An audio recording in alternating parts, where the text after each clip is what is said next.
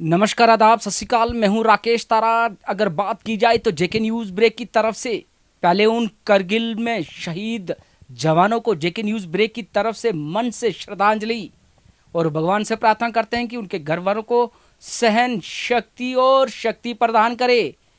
ऐसे वीर जवान जो अपनी माँ के लिए शहीद हुए, उसी को लेकर अगर बात करें तो करगिल विजय दिवस इंडियन आर्मी ऑर्गेनाइज कर रही है, जिसमें जवाब बाइक रैली अक्रॉस जम्मू, जिसका फ्लैग ऑफ किया गया।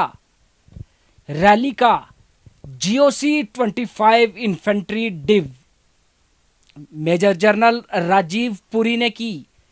16 कोर वाइट नाइट राइडर्स की रैली में 15 राइडर्स जो कि सुंदरबानी से जिन्होंने शुरू किया, और अगर बात की जाए तो ALG ground S of speeds की तरफ से फ्लैग ऑफ किया गया। 16 कोर सभी यूनिट से इकट्ठा होकर 15 राइडर्स जो कि इसमें हिस्सा ले रहे हैं। अगर बात कीजिए तो दराज का रास्ता करेंगे तय, और 2 दिन में 14 और 15 कोर में जाकर पहुंचेंगे। और खासकर अगर बात की जाए तो और बनाया जाएगा करगिल विजय दिवस। करगिल विजय दिवस, करगिल में अगर बात करें तो जिस तरह से करगिल लड़ाई में जवानों ने अपनी शहादत दी थी अपनी मातृभूमि के लिए, अपने देश के लिए, उनका जो है दिन बनाया जाएगा और खासकर उन्हें श्रद्धांजलि अर्पित की जाएगी। और इसी पर अगर बात की जाए तो हमारी सेना, इंडियन आर्मी हर पल पर, हर समय पर, हर खुशी गमी पर उन वीर जवानों को याद करते हैं जिन्होंने देश के लिए कुर्बानियां दी। और हमारा पूरा देश, पूरे देश की जनता उनको नमन आंखों से श्रद्धांजलि अर्पित करती है। और हमेशा अगर बात की जाए तो हमारा सैनिक हर खुशी गमी में हमारा साथ देते हैं। ईद हो, दिवाली हो या कोई और त्योहार हो, तो हम अपने घरों में किस तरह से त्योहार बनाते हैं, लेकिन वो हमारी सुरक्षा कवच के लिए बड़ी बड़ी पहाड़ियों में, बड़े बड़े इंटरनेशनल बॉर्डर में तैनात रहते हैं ताकि हमारे देशवासी जो है सुरक्षित रहें। तो जिस तरह से करगिल में शहीद व्हाइट नाइट राइडर्स की जो रैली है, अपनी मातृभूमि के लिए, उन्हें जेके न्यूज़ ब्रेक सल्यूट करता है। आइए दिखाते हैं हमारा इसकी ये एक फ्लैग ऑफ यहाँ पर रिपोर्ट किस तरह बहुत से अच्छे मौसम रैली में और को अच्छे फ्लैग ऑफ वातावरण किया में गया। एस ऑफ स्पेड्स डिवीजन के नेतृत्व में किया जा रहा है। और ये जो 15 राइडर हैं, ये 16 कोर के सभी यूनिटों से इकट्ठा हुए हैं और पूरा द्रास तक का जो सिलसिला है और जो रास्ता है वो तय करके 2 दिन में जाएंगे।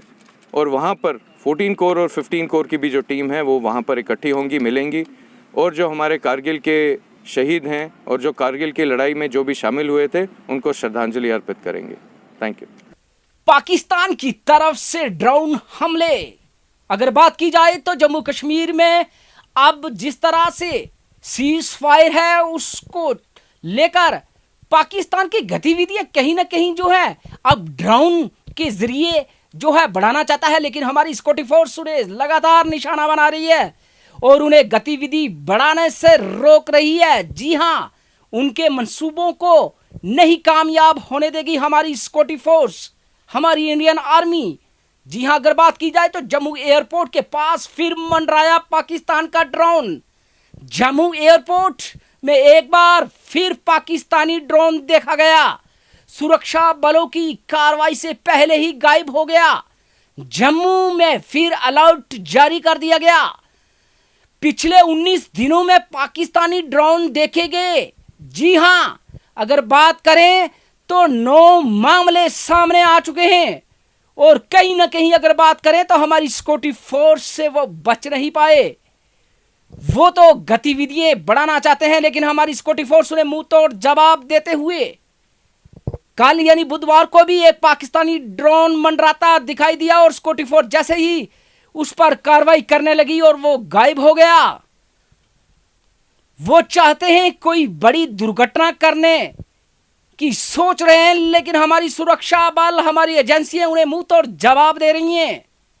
ड्रोन का बार बार मंडराना, कहीं ना कहीं अगर बात की जाए तो ये खतरा हो सकता है हमारे जम्मू कश्मीर के लिए। लेकिन हमारी सिक्योरिटी फोर्स लगातार इसको निशाना बनाए हुए, वो कितना भी चाहें गतिविधि बढ़ाना, लेकिन वो गतिविधि बढ़ा नहीं सकते। आपने कश्मीर में जिस तरह से जेके न्यूज ब्रेक ने पहले भी आपको बताया कि 40 इनकाउंटर, 80 मिलिटेंट, जिनमें 20 का मारे जाना, ये कहीं ना कहीं अगर बात की जाए तो मुझे लगता है कि ऑल आउट का जो समय है वो नजदीक, और ऐसे ड्रोन के हमले करना, ये पाकिस्तान गतिविधि बढ़ाना चाहता है, लेकिन हमारा हिंदुस्तान, हमारी फोर्स उसे मुंह तोड़ जवाब देने के लिए तैयार। आइए कुछ तस्वीरें हम बताते हैं जीएमसी राजौरी की। दिन दिहाड़े चोरी को अंजाम दिया, 25,000 बैग से निकालकर बैग को खाली कर फेंक दिया गया। तजीम अख्तर जो अपने बच्चे का इलाज करवाने जीएमसी में पहुंची और एडमिट हुआ, उसका बच्चा वो दवाई के लिए बाहर गई, बैग था बच्चे के पास, लेकिन वो बैग उठाकर हुआ फरार। 25,000 उसने वहां से चुराए और खाली बैग फेंक दिया। तजीम अख्तर का कहना है कि मेरे घर वाले जो है मजदूरी करते हैं और इलाज के लिए मैंने पैसे लाए, लेकिन वो चोर ने वो 25,000 जो है चुटकी में चुरा कर चला गया और खाली बैग फेंक कर चला गया। अगर बात की जाए तो जीएमसी राजौरी की, तो क्यों ऐसे लोगों को इंटर होने देते हैं जो बिना किसी काम के अंदर घूमते रहते हैं? प्रशासन को, एडमिनिस्ट्रेशन को, खासकर जीएमसी एडमिनिस्ट्रेशन को चाहिए कि एंट्री पॉइंट में वो ही व्यक्ति जाए जहाँ वो अपना ट्रीटमेंट कराता हो, जहाँ किसी डॉक्टर को दिखाना हो, और खासकर अटेंडेंट वही जाए जिसका मरीज है। लेकिन अगर सूत्रों की बात करें तो हमारे सूत्रों के अनुसार कुछ लोग जो है ऐसे ही घूमते रहते हैं और ऐसी चोरी की वारदातें, अगर बात करें तो वारदातें पर वारदातें होती जा रही हैं। क्यों लोगों को इस तरह से लूटा जा रहा है? ये तस्वीरें देकर ये तस्वीरें बयां करती हैं कि कुछ लोग सिर्फ इसी ताक में आते हैं कि किस तरह से जीएमसी से हमने कुछ ना कुछ चुराना है। मोबाइल चले जाते हैं, कैश चली जाती है, एटीएम कार्ड चले जाते हैं, और जो कीमती सामान है वो भी चोरी हो जाता है।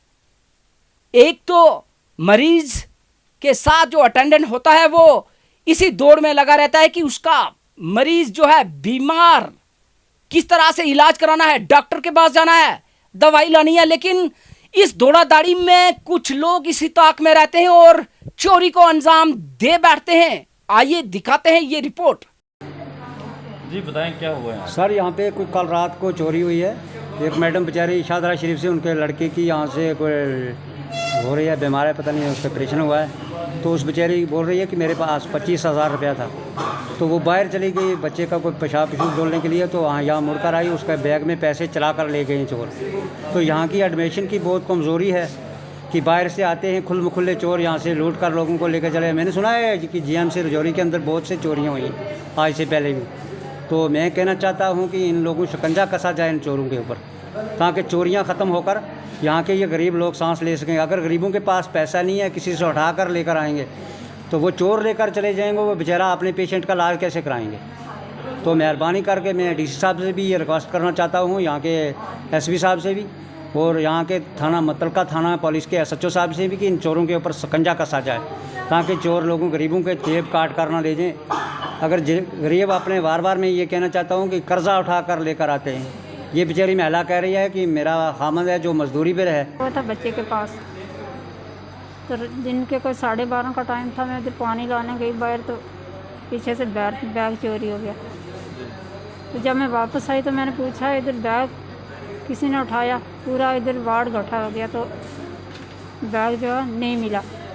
फिर कोई घंटे के बाद इधर बाहर अंदर इधर देखने लगे तो उधर परली साइड में पड़ा हुआ बैग खाली मिला। उसमें 25,000 रुपया था और कुछ कार्ड थे और बच्चे के कुछ टेस्ट वगैरह थे उसमें डाले हुए। जी आज दूसरे दिन भी पूरे भारतवर्ष क्या पूरे वर्ल्ड में ईद का त्योहार बनाया जा रहा है बड़े धूमधाम से।